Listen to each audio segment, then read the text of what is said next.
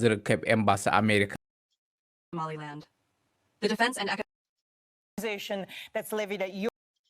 ከአርሚው ጋራ ተቀናጅተን which lies directly across the narrow Bab el-Mandeb Strait from Tigray and senior ምንድነው? ምን እየሰራ ነው? እዚሁ እየተደበቁ ነው። ማንን እየተደበቅ?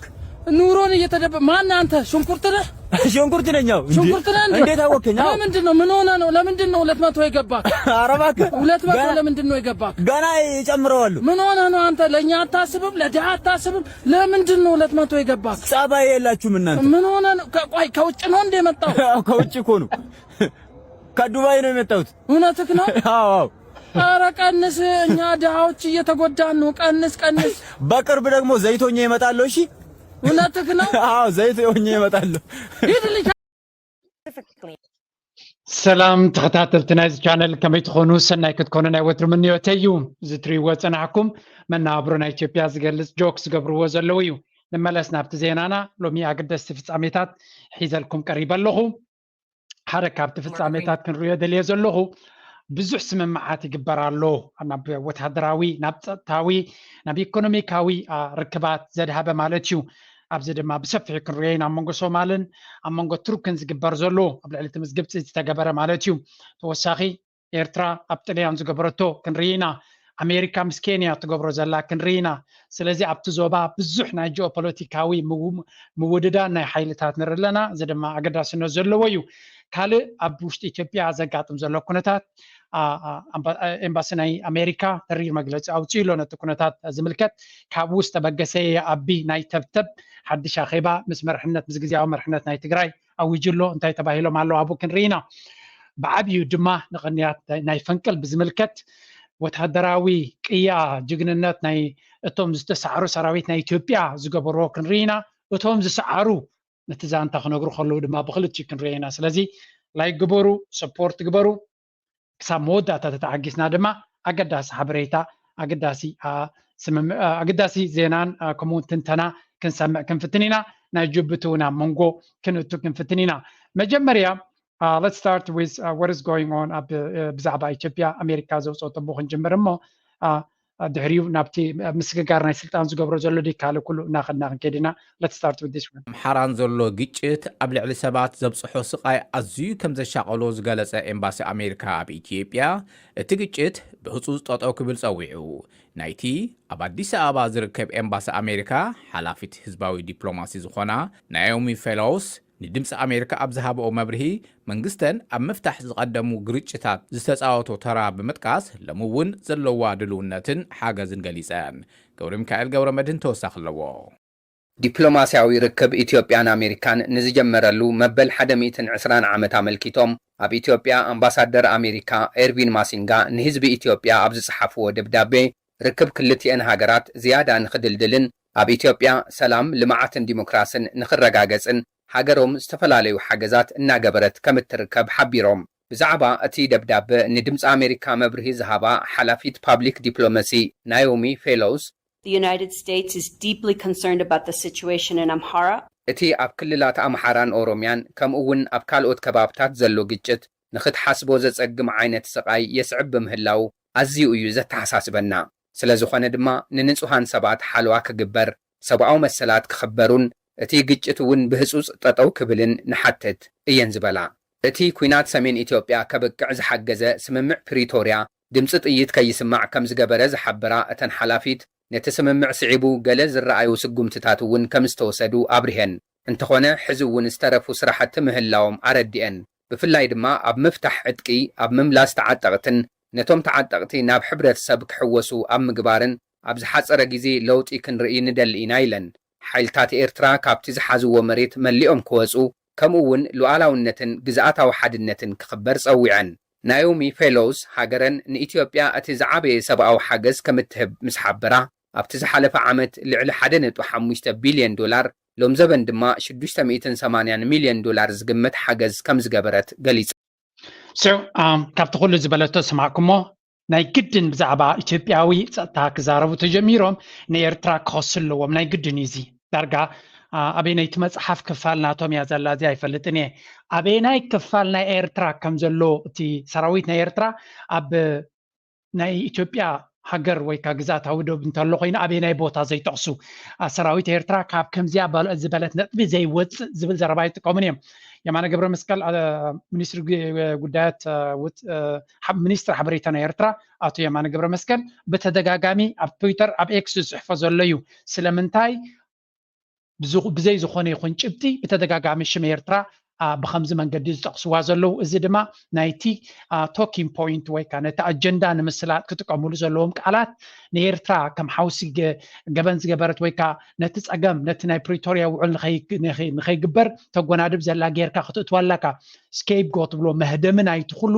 ፍሹል ኣካይዳ ናይ ኢትዮጵያ ናብ ኤርትራ ከፀጋግዕዎ ስለ ዝደልዩ ጥራይ እዩ ዝሕዝን ክፋል እዚ ድማ ናይ ዓባይ ብሪጣንያ ከምኡ ናይ ኣሜሪካ ዝጥቀምሉ ዘለው ሰባት እዮም እዚ ድማ እቲ መርገፂ ናይቲ መንግስቲ ኣሜሪካ ኤግዛክትሊ እንታይ እዩ ዘሎ ጉዳይ ናይ ኤርትራ ብርግፅ ክንፈልጥ ኣይንኽእል ኢና ግን ዝተፈላለየ ዕላማታት ዘለዎ ኣካይዳ ከም ዘለዎ ንርኢ ኣለና ብካልእ መንገዲ እውን ተመሊስና ክንሪኦ ኢና ብቐጥታ ከምዚ ንኢትዮጵያ ኢንዳይሬክትሊ ንኢትዮጵያ ነቲ መንግስቲ ንክንቀሳቀስ ኣብ ኢዶም ከም ዝኾነ ስለ ዝፈልጡ ከምዚኣ ምስ በሉ ኣብይ ኣሕመድ ብዘይ ልቡ ንጉሆ ኣኼባ ፀዊዑ ማለት እዩ ትማሊ ወፅኡ እዚ ሓበሬታ እዚ ሎሚ ንጉሆ ድማ ኣኼባ ፀዊዑ እንታይ ገይሩ ንርአ እስከ And the first such meeting subsequent to the formation of the interim administration of Tigray a year ago, Prime Minister Abiy Ahmed and his cabinet members met today with a delegation led by Getachew Reda, president of the interim administration of Tigray, and senior officials of the TPLF. The meeting is taking place in the backdrop of a series of accusations and counter-accusations. So ከምዚ ትሪእዎ ዘለኹም ኣቢይ ኣሕመድ ብህፁፅ ቅልጡፍ ዝኾነ ኣኼባ ምስቲ ግዝያዊ መንግስቲ ናይ ትግራይ ትማል ኣብቲ ናይ ፓርላማ ክዛረብ ከሎ ግን ኣብ ትግራይ ፀገም ከምዘየለ እዩ ዝዛረብ ነይሩ እዚ ኸ እንታይ እዩ ዘርእየካ ኦልሬዲ ፍርህናቱ ኣብ ዝለዓለ ጠረ ደረጃ በፂሑ ከም ዘሎ እቲ ኣሜሪካ እትበለቶ ቀልጢፉ ንኸተግብር ምክንያቱ ዳርጋ ናብ ስልጣን ምፅንሑ ኣብ ኢድ ኣሜሪካ ከም ዝኾነ ብርግፅ ኣብ ዝሓለፈ ቪድዮ እውን ኣቕሪበልኩም ነይረ ኣሜሪካ ክዋጋኣላ ይኽእል እየ ክሞተላ እውን ይኽእል እየ ዝበለ ሰብ ኢና ንዛረብ ዘለና ስለዚ ብቐጥታ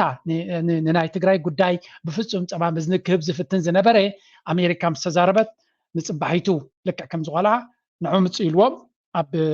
ኣኼባ ምስኦም ተኣኪብሎ እንታይ ክግበር ናበይ ገፁ ክኸይድ እስከ ንሽተይ ንስማዕ እሞ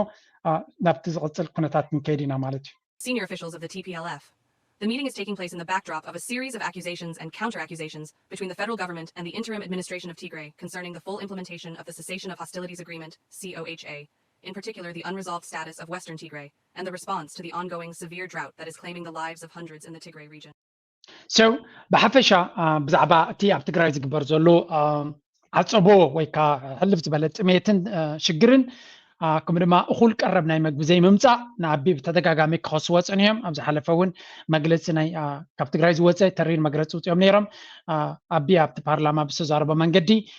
ኣቢ ትግራይ ብዙሕ ኢንቨስት ይገብሩ ከም ዘለዉ ኤርፖርታት ይሃንፁ ከም ዘለዉ ስለዚ ኩነታት ኣብ ምርግጋእ ብዙሕ ይሰርሕ ከም ዘለዎን እቲ ምዕራብ ትግራይ ድማ ብሪፈረንደም ክኸውን ከም ዘለዎን ተዛሪቡ ነይሩ ንዓ እውን ኣስሚሩ ደጊሙዋ ስለ ዝነበረ ተጋሩ ድማ ኣጉሪዖም ተንስዮም እዚ ኩነታት እዚ ብፍፁም ክኸውን ኣይክእልን ኢሎም ናይ ተጋሩ ጉዳይ ፅንሒ ኢለ ክምለሶ እየ ምክንያቱ ግብረ መልሲ ሂቦሞ ኢቨን ምስ ኣምሓራ ክንሰርሕ ንኽእል ኢና ዝብል ዘረባን ሓውሲ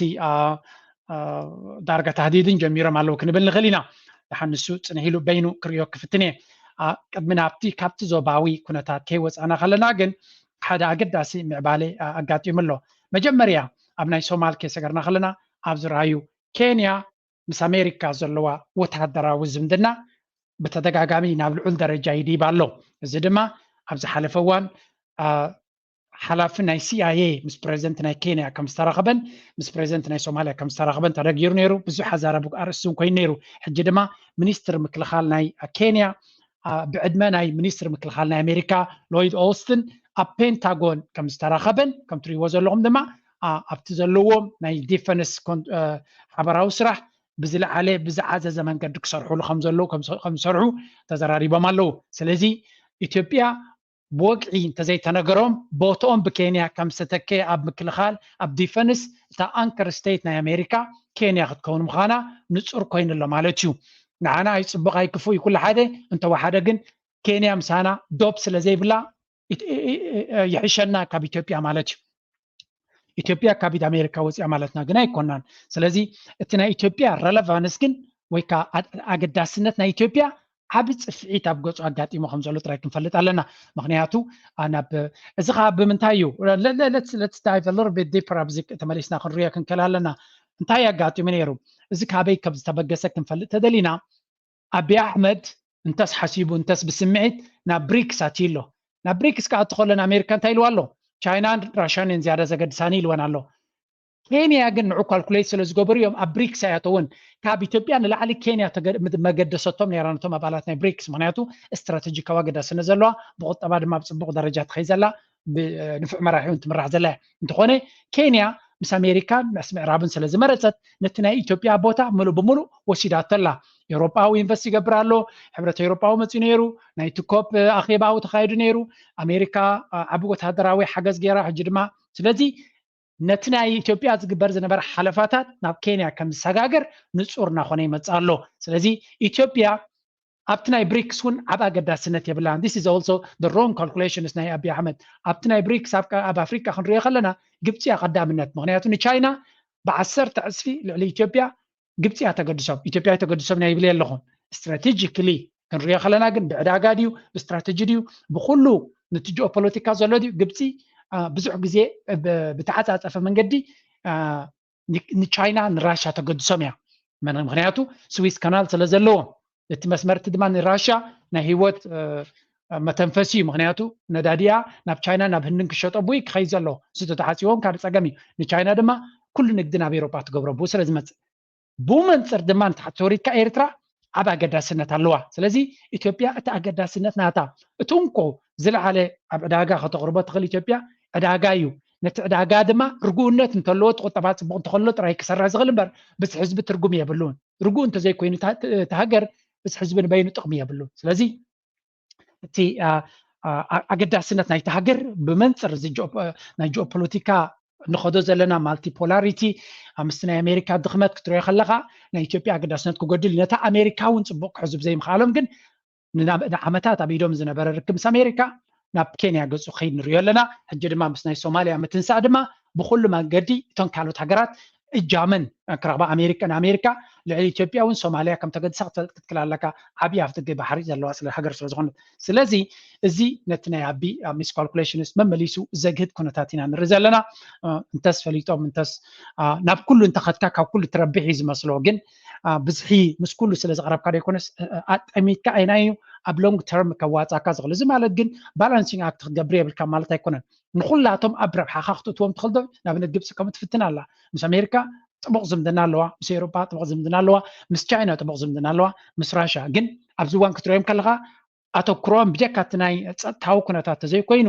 ናይ ቁጠባ ናብ ቻይና ናብ ራሽያን ዘድሃበ ኣካይዳ ኣለዎም ግን ብዙሕ ሓገዝ ድማ ካብ ኣሜሪካ ስለ ዝረኽቡ ካብኡ ክወፁ ይደልዩን እዮም እዚ ግብፂ ግን ዋላ ንኣሜሪካ ክገድፍዋ እንተፈቲኖም እውን ኣሜሪካ ክትገድፎም ኣይትኽእልን ኣገዳስነት ስለ ዘለዋ ኢትዮጵያ ግን ክገድፍዋ ፀገሙን የብሎምን ማዕረ ግብፂ ከተገድሶም ስለዘይትኽእል እዚ ንግደፎ ንመለስ ሕጂ ኣብቲ ካልእ ቶፒክስ ዝረአ ዘሎ ኩነታት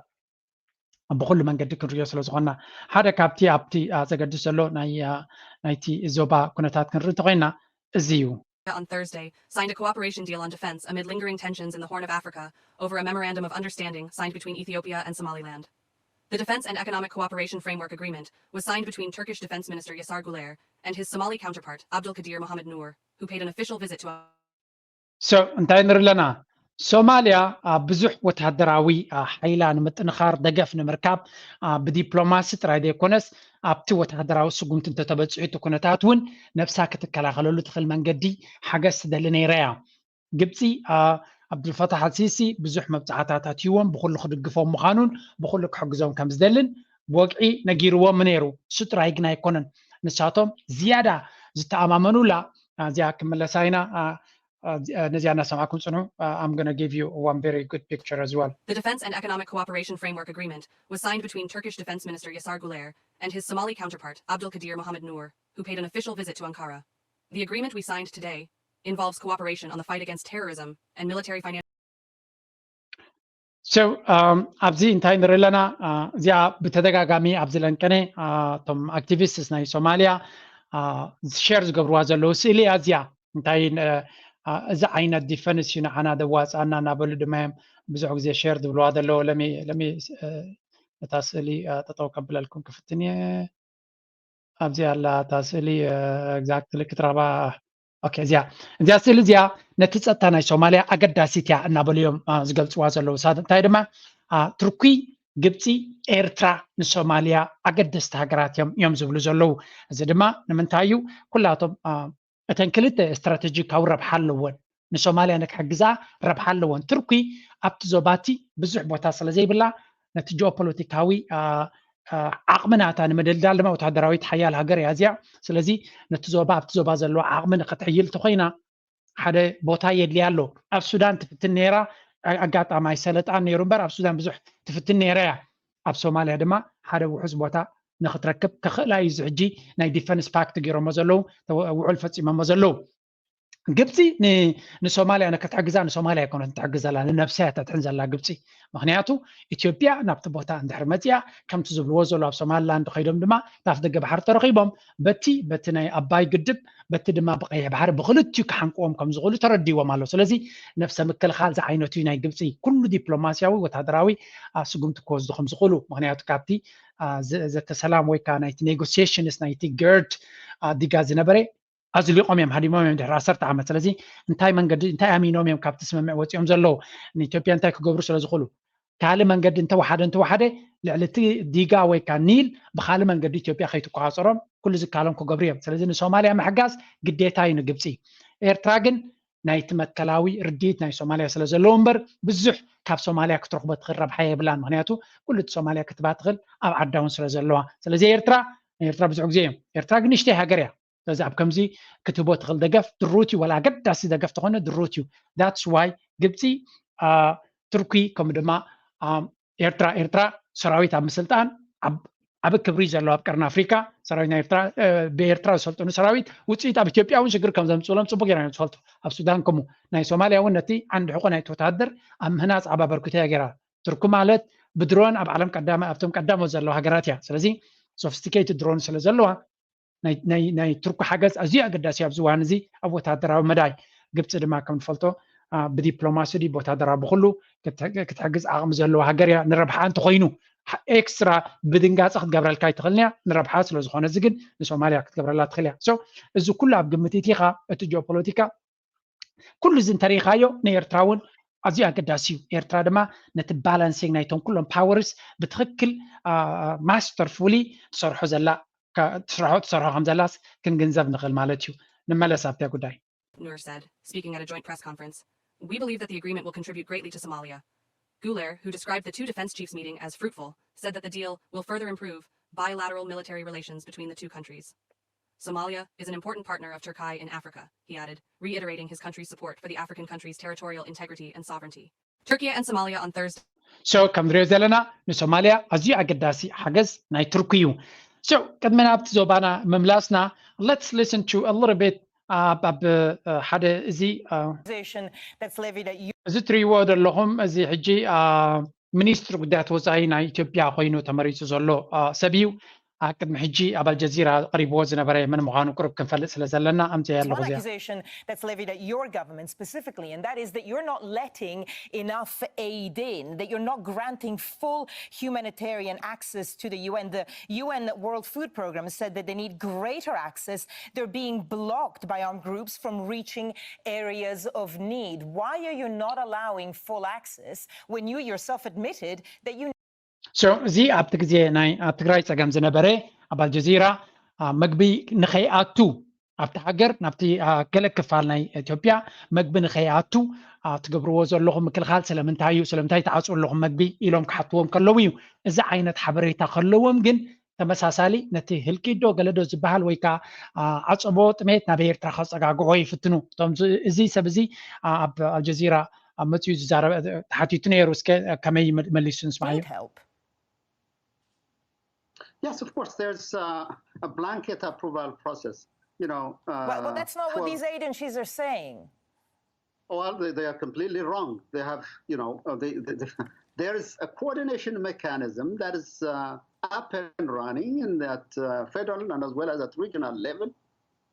They look into this kind of, you know, problems whenever they arise. They on the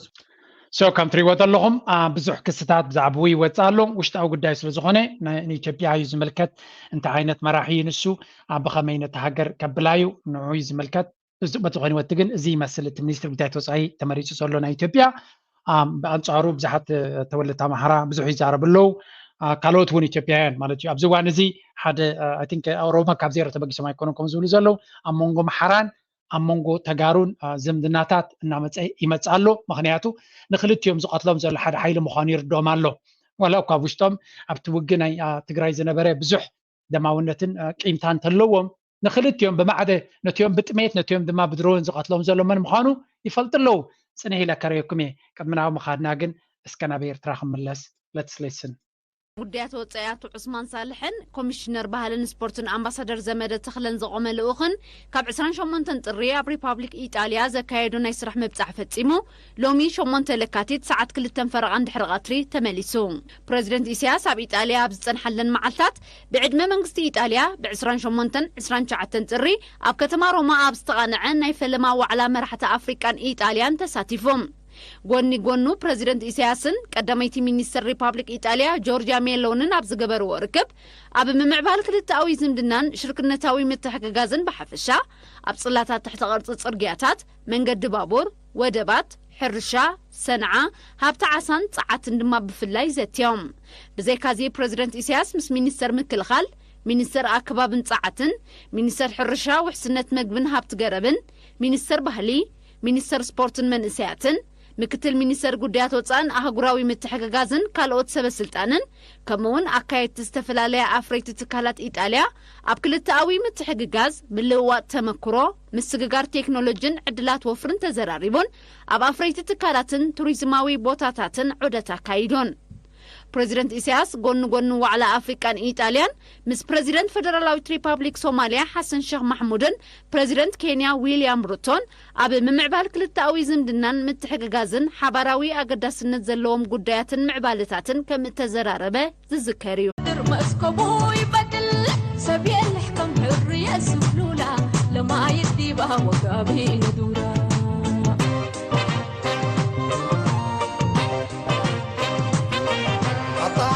سقالتو كبان كباي سقالت أسئليني بأمان كبو ودامحي وكبو على الحالات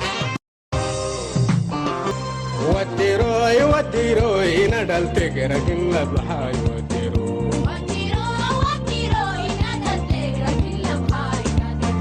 وديروي وديروي ندل تقرق اللبحاي ندل تقرق مرسولي مرسولي بري عندك دبرتاي مرسولي مرسولي مرسولي مرسولي مرسولي امبار كملس كم تريو زلهم ناي قنيات معلتنا صنت قنيات ناي سرحيت فنكل بزح بروجرامات يزلو صنحي لاي كباص زوت زل فيديوهاتن كرخفتني نملس نابت ጉዳይ ናይ ፕሬዚደንት ኤርትራ ኣቶ ኢሳያስ አፈወርቂ ናይ ነዊሕ መዓልታት ኣብ ጣልያን ዝገበሮ ናይ ስራሕ ምብፃሕ ወዲዩ ንኤርትራ ከም ዝተመለሰ ተሓቢሩ ኣሎ ኣብቲ ዝፀንሓሉ ብዙሕ ስምምዓት ምስ ብዙሓት ትካላት ናይ ግሊ ትካላት ናይ መንግስቲ ትካላት ብዙሕ ዓይነት ስምምዕ ክገብር ከም ዝኽእልን ከም ኤርትራ ዓይነት ሃገር ድማ ብሕቡእ ዝግበር ብዙሕ ስምምዓት ክህሉ ከም ዝኽእል እውን ንምግማቱ ኣየፀግምን እዩ ምክንያቱ ፕራይቨሲ ብዙሕ ዝጥቀም መንግስቲ ስለ ዝኾነ በዚ ኮይኑ በቲ እዚ ዑደት ናይ ፕሬዚደንት ኢሳያስ ልዑል ኣገዳስነት ዘለዎ ከም ዝኾነ ብተደጋጋሚ ገሊፀልኩም ኣለኹ እዚ ድማ ሓደ ካብቶም ኣገደስቲ ነዚ ነቲ ዞባ ናይ ቀርኒ ኣፍሪቃ ይክኸውን ኤርትራ ድማ ነፍሳ really well position ኣብ ፅቡቅ ፖዚሽን ምስ ዝተፈላለዩ ሓይልታት ካብ ዝኾነ ይኹን ክመፅኣ ዝኽእል ኣብዚ ናይ ሕጂ ምስሓብ ናይ ሓይልታት ዘሎ I think ጽቡብ ኣነ ከም ዝገለጽኩ ማስተርፉሊ ብብቅዓት ከመይ ጌርካ ነቶም ዝተፈላለዩ ሓይልታት ኣብ ባላንስ ተምፅኦም ኣብ ቼክ ተምፅኦም ዝብል ኣካይዳ ዝኽተሉ ዘለዉ ይመስል ስለዚ ካብ 23 ዝጀመረ ናይ ቻይና ናይ ራሽያ ሕጂ ድማ ነቲ ምዕራባዊ ዓለም ምስ ሰለስቲዮም እቲ እንኮ ናይ ጣልያን ሕጂ ከመይ ጌርካ ብድሕሪ መጋረጃ ንዘሎ ምዕራባዊ ዓለም ንኤውሮፓ ሕብረት ኤውሮፓ ከምኡ ድማ ንኣሜሪካ ኣብ ናይ ኤርትራ ምስ ኤርትራ ዝምድና ዘሎ ዋላ እኳ ኢድን ጓንትን ክኾኑ ዝኽእሉ እንተደይኮኑ ኤርትራ ምስቲ ናይ ኣሜሪካ ኣካይዳ ብቐጥታ ጥቡቕ ዝምድና ንክትፈጥር ከቢድ ይኸውን ስለምንታይ እቲ ኣሜሪካ እትኽተሎ ኣብ ኣፍሪቃ ኤርትራ ብፍጹም ከተፍቅድ ትኽእል ሃገር ዓይነት ስለዘይኮነት እዚ መርሕነት ኣብ ኤርትራ ዘሎ ድማ ንኸምኡ ዓይነት ድሌቶም ንክገብሩ ክኸፍተሎም ዝኽእል መንግስቲ ስለዘይኮነ ስለዚ ግን ካብኡ ናብኡ ኣሜሪካ ጠለባታ ክትቅይር ከም ትኽእል እሞ ምስ ኤርትራ ብዙሕ ክትቅርቦ ትኽእል ኣብ ጣውላ ከተቕርቦ ትኽእል ብዙሕ ነገራት ስለ ዘለዋ ልዕሊ ኩሉ ድማ እቲ ስትራቴጂካዊ ኣገዳስነት ናታ ኤውሮፓ ነዛ ቪድዮ እዚኣ ካብ ዝገብራ ዘለኹ ሕደት ሰዓታት ናይ መጀመርያ መርከብ ኩናት ናቱ ናይ ጀርመን ማለት እዩ ኣብ ቀይሕ ባሕሪ ከምፅእ ምዃኑ ሓቢሩ ኣሎ ስለዚ ናይ ጥልያን መራኸብ ኩናት ኣብቲ ናይ ኣብ ጅቡቲ ተጎራቢቶም ኣብ ሆቴል ናይ ጥልያን ከምኡውን ናይ እስጳኛ ኣብኡ ኣለዎም ይበይዝ ኣብ ሓደ ሆቴል ኣብ በይዝ የብሎምን ግን ተፀጋጊዖም ኣብ ኣለዉ ጀርመን እውን ስለዚ ኣም ቬሪ ሹር ጥልያን ካብ ወፂኦም ኣብ ኤርትራ በይዝ ክገብሩ ወይ ዝኾነ ይኹን ፋሲሊቲ ክገብሩ ከም ዝደልዩ ብዓይኒ ዲፈንስ ርዱ እዩ ምህላው ኣብ ጅቡቲ ኣለዉ ናይ ጅቡቲ ድማ ምጭቕጫቕ ዘለዎ ሽግራት ዘለዎ ከም ዝኾነ መጠን ኣብ ኤርትራ መፂኦም ምስ ዘለዎም ናይ ቁጠባ ክገብርዎ ዝፍትኑ ዘለዉ ብዙሕ ብድሕሪ መጋረጃ ዲልስ ንክግበር ፃዕሪ ከም ዝግበር ዘሎ ፍሉጥ እዩ ልዕሊ ኩሉ ናይ ኤርትራ ርግኣት ድማ ከገድሶም እዩ ምክንያቱ ሱዳን ፈሓይልዋ ኣሎ ኣብቲ ዓዲ ናይ ሶማል ኩነታት ንሪኦ ኣለና ኣብ የመን ዘሎ ኩነታት ድማ ነቲ ቀይሕ ባሕሪ ኣብ ከመይ ሓደጋ ኣውዲቕዎ ኣሎ ጅቡቲ ንባዕላ ቁጠባዊ ቅልውላው ኣጋጢሞ ኣሎ ውሽጣዊ ፀገማት ክፈጥር ስለ ዝኽእልቲ ኩነታት ድማ ስጋኣት ኣሎ እዚ ናይቲ ቀይሕ ባሕሪ ምዕፃው ቁጠባ ናይ ጅቡቲ ብዓብያው ስለ ዝምርኮስ ብዙሕ ስክፍታ ገይርላ ኣሎ ቪድዮ ነይራትኒ ግን ሕጂ ከይበፅሓልና ብቐጥታ ናብ ካልእ ክሰግር ክፍትነ ብዙሕ ኣርስታት ስለ ዘለኒ ማለት እዩ መጀመርያ እስከ ናብ ናይ ቀይሕ ባሕሪ ገፅና ክንከይድ ክንፍትን ኢና ልስን ኣብዚኣ ኢትዮጵያውያን ዝገበርዋ ቪድዮ ክንርኢ ኢና መጀመርያ ሻዕቢያ ጦርነት ጊዜ ባህሩን ከላይ እስከታች እንጠብቃለን ከአርሚው ጋር ተቀናይተን ከአየር ኃይል ጋር ተቀናይተን እና እዛ ላይ ከልብ ተዋግተናል እስከ መጨረሻው ሰከንድ ድረስ እስከ መጨረሻው ደቂቃ I'm really sorry ብዛዕባ እዚ ክብል ኣይደልኒ እዚኣቶም መን ክሓፍረሎ ማለት ግርሚ ዝብለኒ ዘሎ ናይ ኢትዮጵያ ሓይሊ ባሕሪ ዝነበረ እዚ ትሪእዎ ዘለኹም ኣንጻር ሻዕብያ ንዋጋሉ ዝነበርናሲ ንኤርትራሲ ንኤርትራውያን ኣብ ኤርትራ ዝዋግኡ ዘለውስ ከም ፀላእቲ ከም ባዕዳውያን ቆፂሩሲ ብልቢ ተዋጊእና እዩ ዝብል ዘሎ ጅግንነት ከም ዝፈፀመ ምስ ሓደ ዕጡቕ ጉጅለ ዓለም ሙሉእ ዘይትሕግዞ ዘላ ካብ ዜሮ ዝተበገሰ ካብ ናቕፋ ተበጊሱ ብንኣሹ ጀላቦ መፅኡ ምስ ሓይሊ ኣየሩን ምስ ሓይሊ ባሕሩን ምስ ሓይሊ ምድሩን ዘበናዊ ኣፅዋር ዝዓጠቐ ናይ ቢልዮንስ ዶላርስ ናይ ሕብረት ሶቪየት ኣፅዋርን ናይ ካልኦት ሓይልታትን ደገፍ ዝነበሮ መፅኦም ጥዋዕዋዕ ኣቢሎሞ ንኸብቅዑ እንታይ ይብሉ ከይሓፈሩ ብልቢ ኢና ተዋጊና ጅግንነት ዝነበረ ሽዑ ንበይኑ ይብሉ ኣለዉ ምክንያቱ ህዝቢ ኢትዮጵያ ታሪክ ስለ ዘይፈልጥ ነዚ ናይ ፈንቅል ድማ ፅቡቅ ጌርና ስለ ዘየመናዮም ኦፍኮርስ ክፈልጡ ስለ ዘይደልዩ ናይ ኤርትራ ታሪክ ጠፊዎም ኣይኮነን ብሓፈሻ ግን ዘንቢዕካ ኩሉ ግዜ ፅንፅዋይ ናትካ ንኽትነግር ስለ ዝምረፅ እዩ ንስማዓዮ ንእሽተይ እቲ ሓቀኛ ታሪክ ግን ክንሰምዖ ኢና ሽዑ ብዙ አለቆቻችን ተሰውተዋል ብዙ ጀነራሎች ተሰውተዋል እዛ ቦታ ላይ ልጆቻቸውን ከጎናቸው አሰልፈው በተለይ ምጽዋና በልቤዝ ላይ ዓላማ ጽናት ማለት አንወጣም መሸሻ መንገድ ያላቸው የመውጫ መንገድ ያላቸው እነ ኮሞዶር በለገ እነ ኮሞዶር ጌታቸው ጀነራሎች ማለት ናቸው ጀነራል ማዕረግ ብርጋዴር ጀነራል ማዕረግ ማለት ነው በአርሚው ተረጉም ኢኩቫለንት ብታወሪው ማለት ነው እንደዚህ ክላሽ ይዘው የተዋጉ ሰዎች ናቸው የዓላማ ጽናት ማለት የተሰጠህን ሚሽን የቆምክበትን ዓላማ እስከ መጨረሻው ኣተዚኦም ስታትብሎ ንዝተዋሃበካ ዓላማ ሲ ዓበይቲ ወታደራውያን ሓለፍቲ ዝነበሩና ንዝተዋሃበካ ዓላማ ክሳብ መወዳእታ ምቅላስ እንታይ ዕላማኹም ዘይሃገርካ ጎቢጥካ መሓዝ ክሳብ መወዳእታ ከንታይ ከተዋጊኻ ደቂስካ ከለኻ ኣብ ባፅዕ ዕርድኻ ከለኻ ህዝባዊ ግንባር ካብ ነቕፋ ተበጊሱ መፂኡ ኣብ ናትካ ድፋዕ ኣብ ናትካ ዕርዲ መፂኡ ካብኡ በንቂሩ ከውፃእካ ከሎ ነምበር 1 መሓፈርካ እንተ ክትዛረብ ደሊኻ ድማ ጅግንነት ናይ ህዝባዊ ግንባር ብመስከርካ እምበር ስምዓኒ ናይ ደርጊ ሰራዊት ኣብ ናቕፋ ከይዱ ተሳዒረ ክብል ከሎ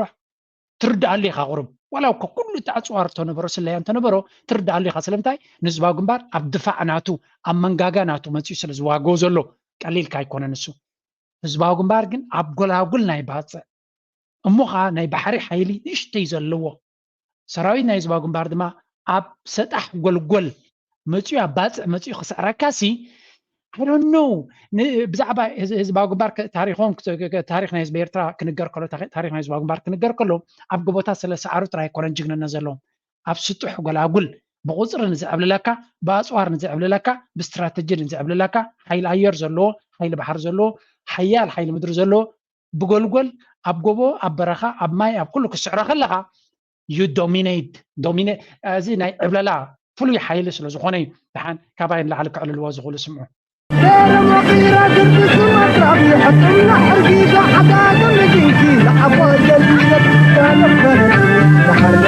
شمونت لكاتيت شحنت شعات مئتين تسعان ساعة حادة ناي ليتي ناي هزبا والسراويت حارنت إيرترا مدقعت سمحر تجمير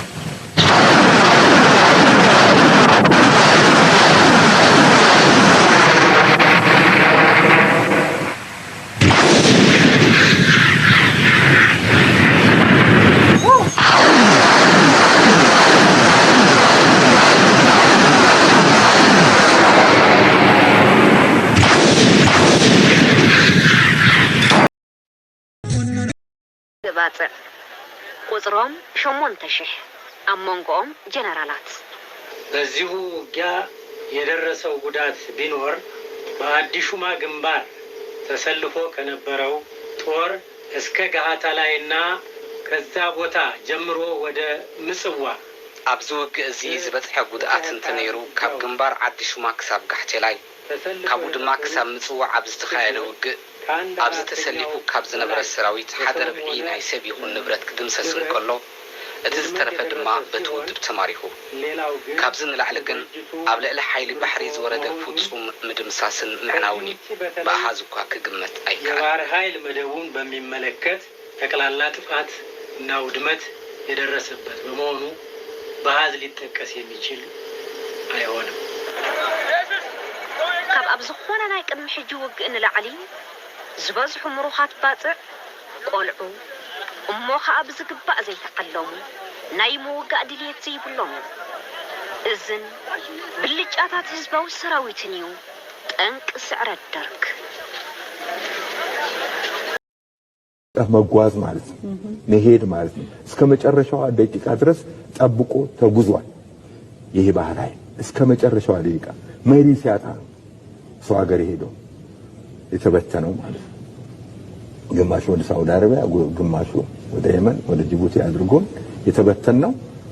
መሪ ስላልነበረ አገሪቱ የጸናች በመሪ በምትኖርበት ሰዓት ላይ ወይም አመራሩ እዛው ባለበት ቦታ ሄዶ ቢሆን ውጊያው እስከ መጨረሻው ይቀጥላል ባህር ኃይሉ ቆሞ ተዋግቷል ዓላማ ጽናት እስከ መጨረሻው ሰከንድ ድረስ ነበረ ቀይ ባህር ብዙዎቹን በልቷል ባህር ኃይል በሰዓቱ ብዛዕባ ዓላማ ኸይዛረቡ አይ ደሓን እስከ ንስማዕዮ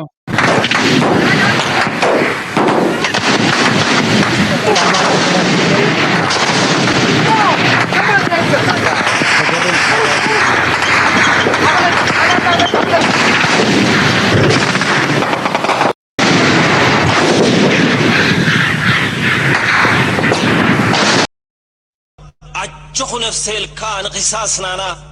سدعات كترحق امبلاس اميما نفاسات كعلبطو عمت كلاق ايما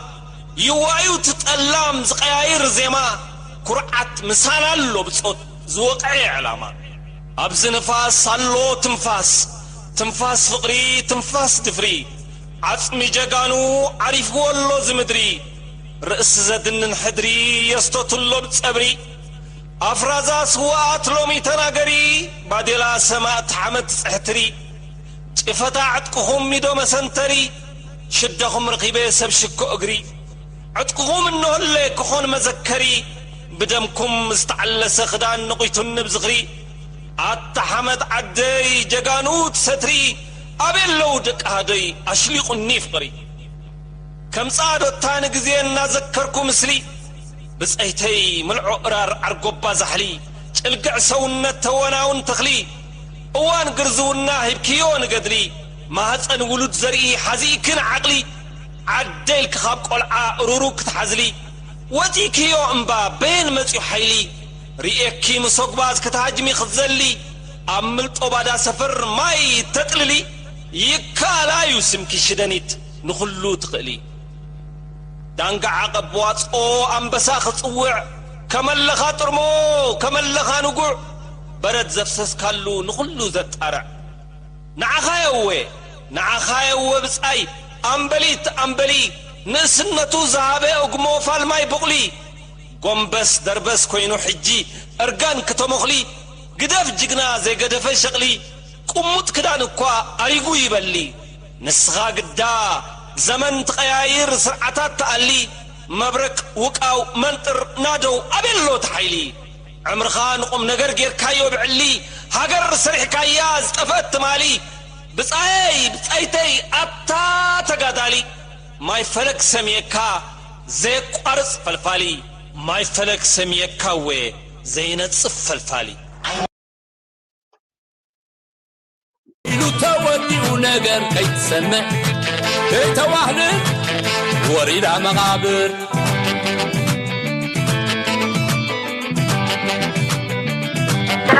እቲ ብቐዳማይ ማእዝን ዘጥቅዐ ኣሓዱታት ህዝባዊ ሰራዊት መሬት ወጋሕ ክብል እንከሎ ኣብ ዓድዕለ ንዝነበረ ናይ ሻድሻይ ክፍለ ሰራዊት ኣሓዱታት ደምሲሱ ንናይ እዝ መደበሩ ተቆጻጺርዎ ካብኡ ተጋደልቲ ንጽርግያ ኣስመራ ባጽዕ ንምብታኽ ተጓዮም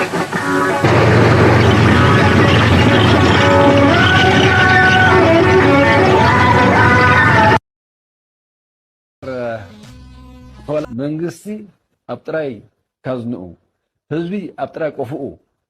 ነዛ ሃገር ኢሉ ብጥራይ ኢዱ ክዋጋእሲ ኣብ ዝኾነ ዓለም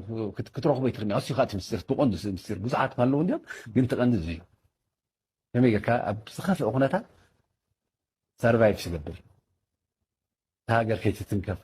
መፃኢ ወለዶ ዓዲ ዘይብሉ ተበቲኑ ከይተረፍ ንሱ እቲ ምስጢር እምበር ካልእ ፍሉይ ምስጢር የለን ግን ናይ በይንና ምስጢር እዩ ኣብ ብግዜ ብረታዊ ቃልሲ ነይሩ ሕጂ ኸ ኣሎ እየት የብሎምን መግቢ የብሎምን እናተባሃልና እንዲና ካብ ፀላእትና እንዳወሰድና ሲዒርና ሕጂ ኣሁ እዩ 25 ዓመት ፀሚእና ግን ሃገር እዩ ካልእሲ ንጎኒኻ ትገትፎ ሓዳሮም ይገትፉ ንምእንቲ ዝሃገር ኢሎም ሓዳራት ዘይገበሩ ኣለዉ ምእንቲ ዝሃገር ኢሎም ደቆም ዘጥሞ ኢሎም ምእንቲ ዝሃገር ኢሎም ተሰውኡ ኣለዉ ኩሉ ነገር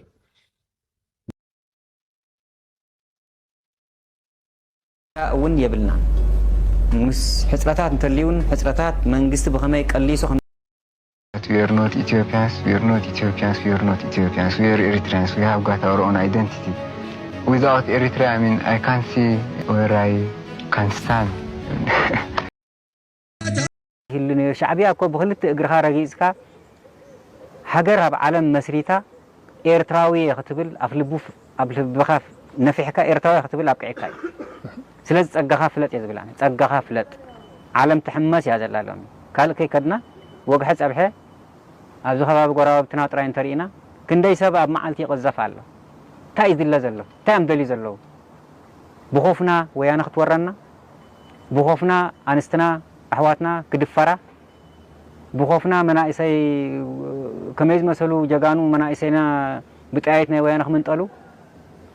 ኤርትራ ክትውረር እዚ ድቲ ሕልሚ ቀይሕ ባሕርና መዓንደር ወይጦታት ክኸውን ሕልሚ ናይቶም ጉበኛታት ክትከውን እዚ ክሓልሞውን የብሎም ሽንኳያ ክሓስቦ ክሓልሞውን የብሎም ትምኒቶም እዚ እንድዩ ንትምኒትን ባህግን ናይ ካልኦት ዘርዊ ዓቕሊ እውን የብልና ንሕና ስለዚ ነዚ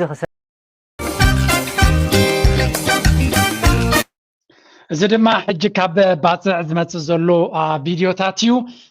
ብሓቂ ደስ ዘብል እዩ ኣብዚ ቅንያት ኣብዚ ቀረባ ዝወፀት ቪድዮ እያ ኢሎም ኣውፅኦማ ነይሮም ምናልባት ነቅረብን ክትከውን ትኽእል እያ ብጣዕሚ ደስ ዘብል እዩ ባሕርኻ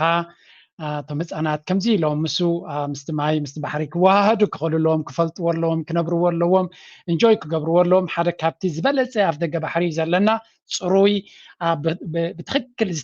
ክትትል ዝግበረሉ ብሕማቕ ማሽነርን ኢንዱስትሪን ዘይተበከለ ኣፍ ደገ ባሕሪ ዘለና ስለዚ ኣይ ሆፕ ኤርትራ ሞር ነዚ ፕሮሞት ክትገብሮ ኣድቨርታይዝ ክትገብሮ ንሕና ድማ በብዓቕምና እዚ ቦታ እዚ ህዝቢ ኤርትራ እንጆይ ከም ዝገብሮ ንመሐንበሲ ጥራይ ዘይኮነ ሃብታዊ ዘሎ ውሽጢ ዘሎ ዓሳታት እውን ንኩሉ ኤርትራዊ ልክዕ ከም መድሃኒት ንጉሆም ምሸትን ዓሳ ግድን ክበላዕ ኣለዎ ተባሂሉ እቲ ህዝቢ ኩሉ ትዘድሊ ጸጋታት ናይቲ ሃገሩ ምክንያቱ ክንደይ ጀጋኑ ዝወደቑሉ ሃገር እዩ ዘለዎ እዚ መንእሰይ ስለዚ መብዛሕትኦም ጀማው ዘለዎ ትሪዎም ዘለኹም ኣያታቶም ዝወደቑሉ ክንደይ ታሪክ ዝተፈጸመሉ ክንደይ ጅግንነት ዝተፈጸመሉ ኣፍ ደገ ባሕሪ እዩ ተራ ባሕሪ ይኮነን ኣብኡ ስለ ዝተወለድና ኣብኡ ስለ ዝተፈጠርና ዝተዋሃበና ጸጋ ይኮነን ድሓን ካባይ ንላዕሊ ዝያዳ ክገልጽዎ ዝኽእሉ ናቦም ክገጥፈየ እቲ መድረኽ ሎሚ ምናልባት ጉጉይ ስለ ዝኾነ ሓደራ ጌጋ ኣንፈት ከይትሕዙ ጥራይ ንኽንብሎም ንኽእል ጌጋ ኣንፈት ከይትሕዙ እዛ ሃገር እዚኣ ብክንደይ ደም ተጠላቕያ ዝመፀት ሃገር እያ ካልእ ዝኾነ ይኹን ምርጫውን የብልካን ክትከላኸል ጥራይ ዘላ بسنك سياس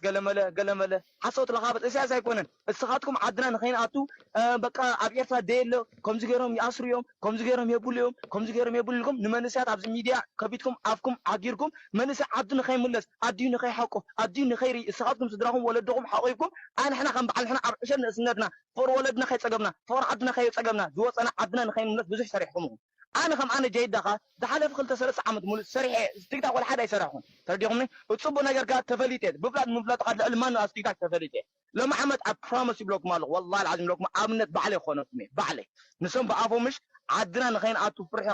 فرحكم كم زحدر غيرهم انا فرح نيره نجي والله بلوك مالو هاي انا سعدك اني اساس كاسرن ندي با من كسير كاسرن ندي هاي اكيدني عدي تترفني عدي نعبا خن بالي حلفي نعبا قبص حلفي نعبا عاد سبب لا ما زير خنو نبا احمد جيدا ودي انا تراي كون قلنا في ولا حواتك دحري خاص لس قلتو يدم ساتم عدم زي اتو بسنك سياس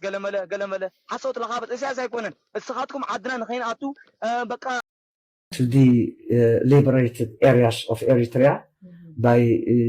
making different engagements among the fighters of that time and the youth who are coming from the abroad. It was just like a balance of national consciousness. تتصببا تمثال قدل كند إمبا حدا للدخول سحبا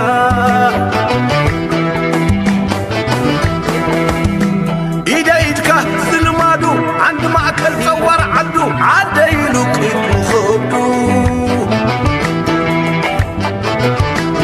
إريترانا وفوي لقا سحبي تعديلا نواي فاسو لقنا إريترانا وفوي لقا سحبي تعديلا نواي فاسو لقنا قدرنا عند حللو إدما قبارنا زللو شكرهم كتارو دقاتنا بلي حنبو عند عدمو شواء كينو أمنا ودمو نظرهم كيبهم حخينا ኤርትራዊ ዘይግነቱ ክኸሎ ይክእል ንብጀካ ከዳዕ ሃገሩ ፀለመን ሃገሩ ገደፈን ዝኾነ ሰብ መሰሉ ክኸሎ ይክእል እዚ ዋና ነገር ንኹላቶም ኤርትራውያን ከምዚ ክትብሎ ፀናሓ ደጋጊምና ንሕልፎ ደገ ኸይድካ ቁም ነገር ግበር እንድሕር ትምህርቲ ዘይተማሃርካ ኮንካ ተማሃር እንድሕር ሞያ ዘይብልካ ኮንካ ሞያ ይቕሰም እንድሕር ዳ ስራሕ ረኺብካ ዝጠቅም ስራሕ ሰሪሕካ ገንዘብ ኣዋህሊልካ ዓድኻ ተመለስ ፅባሕ ንጎ ኣይፋሉ ናይ ጣዕመንን ሕጂ እውን ፅቡቕ የለኹን ሞ ብሰዓት ኣብ ዝኾነ ሰዓት ክምለስ እየ እንድሕኢልካ ዓድኻ ክትምለስ ዝኽልክለካ ሰብ የለን ትማል ከይድካ ኢኻ ሰጊርካ ዶ ብሞ ትምለስ ኢና ክትብለካ ሰብ የለን ፈፂሙ ብዝኾነ ይኹን መንገዲ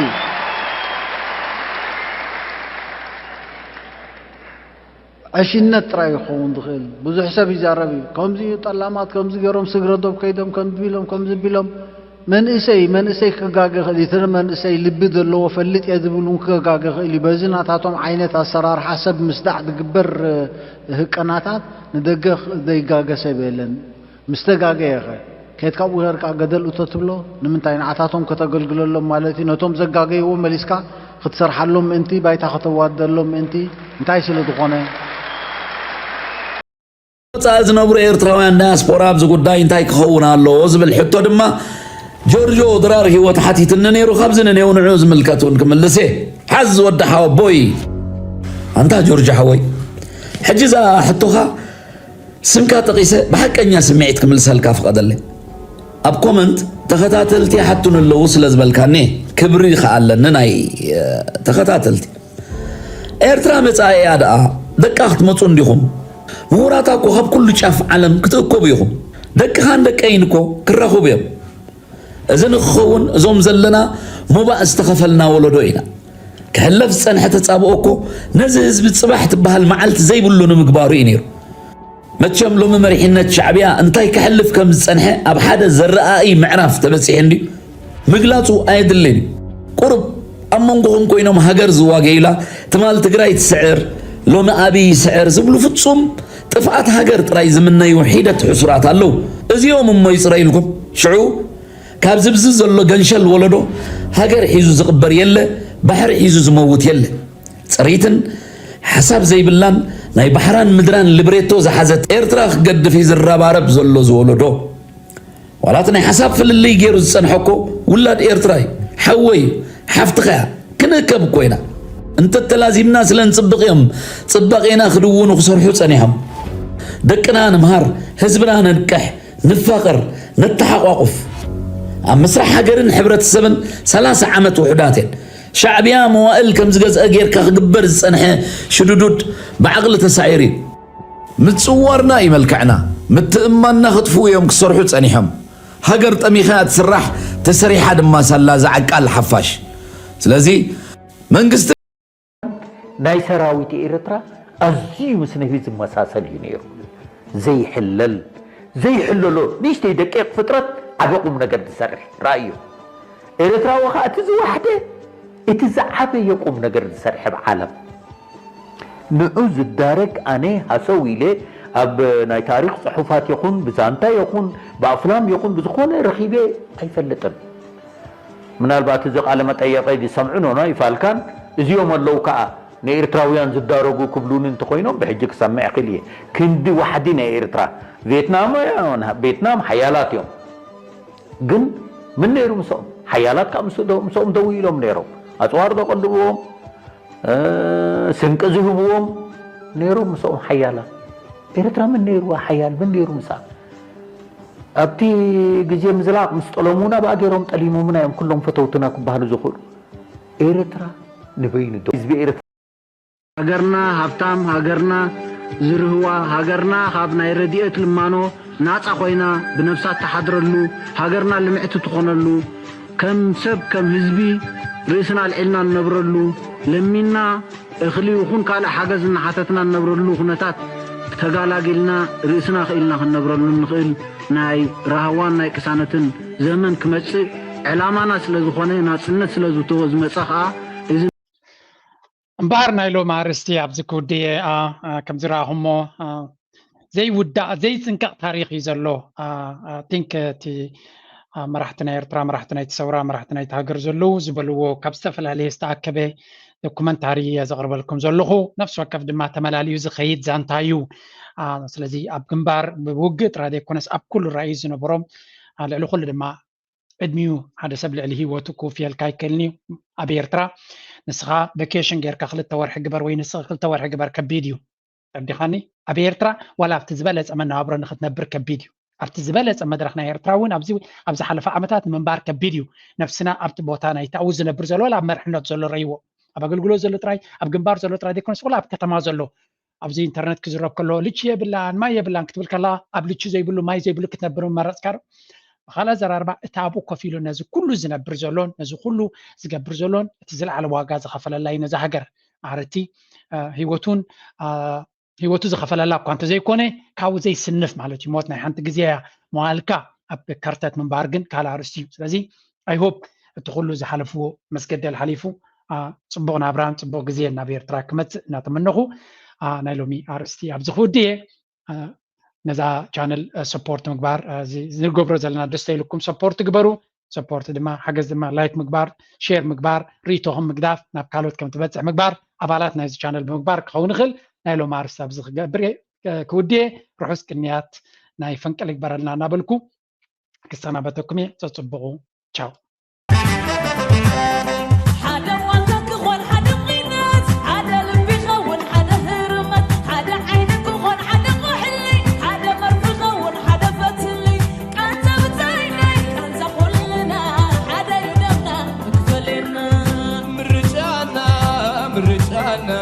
زود حارنت يا مرجانا